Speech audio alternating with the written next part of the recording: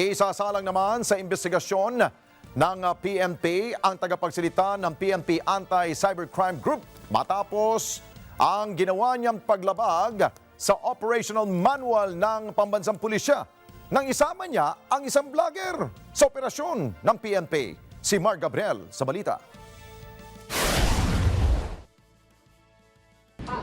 Ayos din ang mga ginagawa ninyo ah.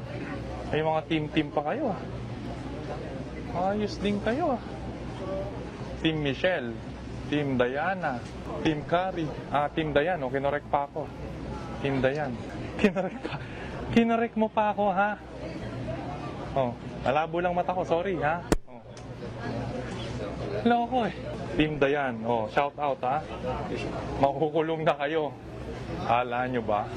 Ipinagutos ni PNP Chief General Benamin Acorda ang mas malalim na investigasyon sa operasyon na yan ng PNP Anti-Cybercrime Group sa isang lending company sa Makati City noong Oktubre 20. Kasunod yan ang pag-alma ng pamilya ng mga empleyado na tila pinahiya at hinusgahan raw ng vlogger at kilalang online bully na si Rendon Labador na isinama nila sa operasyon.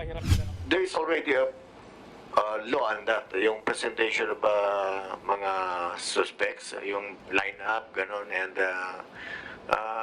so even though hindi natin niline up yan at saka obvious na talagang pre-present, medyo is close to that, parang analogous na rin yan kung tutisin yun, similar act na rin yan.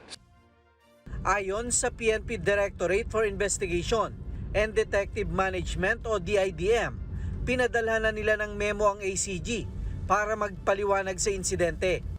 Partikular na pinagpapaliwanag ang tagapagsalita ng ACG na si Captain Michelle Sabino na sinasabing may partnership at collab kay Labador.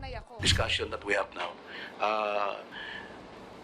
I think kailangan i-pre-charge yung kung sino man yung naging naging in charge kasi may mga may mga hindi dapat gawin, no? So that's violation of the media relations policy ng PNP.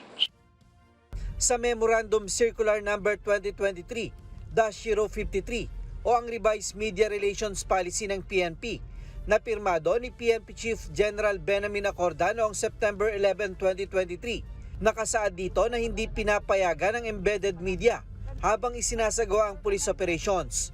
Pinapayagan lamang ng batas ang presensya ng media sa pagsasagawa ng inventory sa mga drug operations. We will look into that kind of operation at nangyari, and if we will see some violations, definitely we will throw the book to them.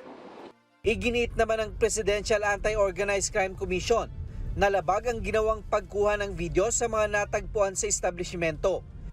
Hindi rin anya lahat ng ito ay mga sospek. Sa katunayan, sa mahigit 250 na inabutan sa lugar, 35 lamang ang inaresto. Dagdag pa ng PAOK, hindi sila kinonsulta kaugnay sa pagsama ng vlogger sa naturang operasyon. Mar Gabriel, para sa Mata ng Agila. Matatag, matapang, matapat. Maraming salamat sa inyo pong pagsubaybay sa Mata ng Agila Primetime. Para malaman ang matatag, matapang at matapat na mga balita, i-follow lamang at mag-subscribe sa @Net25 TV.